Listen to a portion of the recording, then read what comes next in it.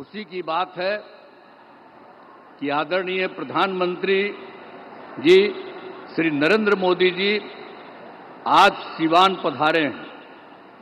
सर्वप्रथम मैं आदरणीय प्रधानमंत्री श्री नरेंद्र मोदी जी का स्वागत करता हूं, उनका अभिनंदन करता हूं। अब साथ ही यहां उपस्थित हैं बिहार के माननीय राज्यपाल, माननीय केंद्रीय मंत्रीगण, बिहार के उप मुख्यमंत्री एवं अन्य मंत्रीगण, कार्यक्रम में उपस्थित सभी लोगों का मैं हार्दिक अभिनंदन करता हूं। इस अवसर पर आदरणीय प्रधानमंत्री श्री नरेंद्र मोदी जी के द्वारा क्या होने वाला है, 22 नगर विकास की परियोजनाओं, 6 सड़क परियोजनाओं, 1 रेल परियोजनाओं का उद्घाटन एवं शिलान्यास किया जा रहा है। इन सब की कुल लागत 9,518 करोड़ रुपए का है। साथ ही 2 ट्रेन को हरी झंडी दिखाकर रवाना एवं 1 ईंधन निर्यात का शुभारंभ किया जा रहा है। तो ये कुल मिलाकर के इन 32 योजनाओं में बिहार को काफी फायदा होने वाला है। तो इसके लिए हम आदरणीय प्रधानमंत्री जी को हृदय से नमन करता हूं उनको और उनको बधाई देता हूं। और आप सब लोगों को तो मालूम न है जी कि अभी जो अब हम लोगों की सरकार बनी, एनडीए की सरकार, आज जिसमें जो सरकार बनी 24 नवंबर 2005 को, उसमें बीजेपी और जनता दल यू के लोग थे। ये सब आज भी और लोग भी हैं, सब लोग हैं। तो आप जानते हैं कि हम लोगों की जो सरकार बनी तो तब से तो हम लोगों ने पूरे बिहार के लिए सारा काम किया है। लेकिन याद करिए, जब हम लोगों को, आप लोगों ने और पूरे बिहार ने ये मौका दिया, हम लोगों को एनडीए में, लेकिन उसके बाद जो बोलिए कि उसके पहले वाले जितने थे, अब आजकल अनाप शनाप चारों तरफ प्रचार प्रसार करता रहता है। ये बहुत ही बिना मतलब की बात है। लेकिन जरूर पूछना चाहिए कि जब हम लोगों की सरकार बनी तो उसके पहले क्या हाल था। कोई काम उन लोगों का नहीं था। और जानते हैं कि लोग घर से बाहर नहीं निकल पाते थे। ये सब बुरा हाल उन लोगों के टाइम में था। और आज आप देख रहे हैं, इतनी बड़ी संख्या में आप कहीं देखते थे? आज आप इतनी बड़ी संख्या में जो सब हम लोगों के आदरणीय प्रधानमंत्री जी श्री नरेंद्र मोदी जी की बात को सुनने के लिए आप यहां पर पधारे हैं, इतनी बड़ी संख्या में, मैं आपका अभिनंदन करता हूं। अब सब लोग यहां पर देखिए, लड़की भी है, लड़का भी है, कितनी ज्यादा महिलाएं हैं। तो सब कितना हुआ। अब पहले कुछ महिला का काम किया था जी। जब हम ही लोगों की सरकार आई तो हम लोगों ने महिलाओं को क्या दिया? 50% का आरक्षण 100 में ही किया। और साथ में शहरी क्षेत्र में 4 साल हो गया, कितना काम किया। एक एक तरह से हम लोगों ने काम किया सब जगह। तो जो कुछ भी मौका मिला है वो सब मौका हम लोगों को मिलता रहा है। और हम लोगों को जब मिला, शुरू से ही शिक्षा और स्वास्थ्य के क्षेत्र में विशेष ध्यान दिया। राज्य में बड़े पैमाने पर पुल पुलियों का निर्माण कराया। और 7 निश्चय जब चल रहा था हम लोगों का, तो हर घर बिजली, हर घर नल का जल, हर घर शौचालय, टोलों की पक्की सड़कों को जोड़ने का काम पूरा किया गया। अब इसके बाद भी जो नई बसावटें या किसी का नया घर बन रहा है, हम लोग सब के लिए ये सारा काम दे रहे हैं।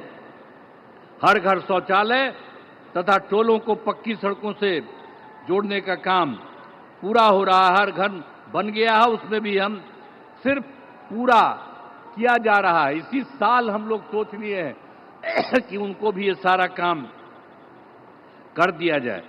युवक युवतियों को सरकारी नौकरी, रोजगार सब कुछ उपलब्ध किया गया। और मैंने जो सभी जगहों पर जाकर विकास कार्यों को देखा, इस बार जो हम देखे ही थे, सब जगह कर लिए और सब जगह के बारे में देख लिया कि क्या कोई गड़बड़ी है, तो उससे से मिल गया 430 नई योजनाओं को स्वीकृति मिली और इसके लिए 5,000 करोड़ रुपए का जो कुछ भी स्वीकृति दी गई। और ये सब लोगों का 430 का जो कुछ भी है, पूरे हर जगह हर राज्य में एक एक तरह से काम शुरू कर दिया गया है। और इसके और यहाँ पर जो है सिवान या गोपालगंज या सारण जिले में कई विकास परियोजनाओं की स्वीकृति हर जगह से दी गई है। और जो सबसे बड़ी बात है जो आज आए हैं, कितनी बड़ी बात है, श्रद्धेय प्रधानमंत्री श्री नरेंद्र मोदी जी के नेतृत्व में केंद्र सरकार से क्या क्या काम हुआ है।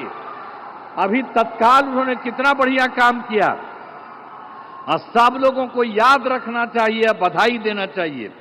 देखिए, जब सरकार बनी 2014 में नया सरकार, जुलाई 2024 में के बजट में बिहार को विशेष आर्थिक सहायता के रूप में सड़क, उद्योग, स्वास्थ्य, पर्यटन, बाढ़ नियंत्रण के लिए बड़ी राशि देने की घोषणा इन्होंने कर दी है, इनकी सरकार ने।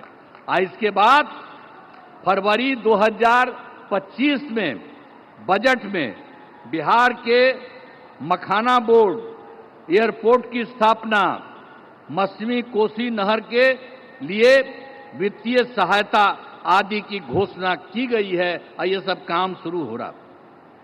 अब इसके अलावे जो अभी और एक बार कर दिया 2018 में, आप जानते हैं कि कुछ ही राज्यों को वो काम मिला हुआ था, 6 राज्य के करीब, और इस बार इन्होंने बिहार के लिए भी ये तय कर दिया।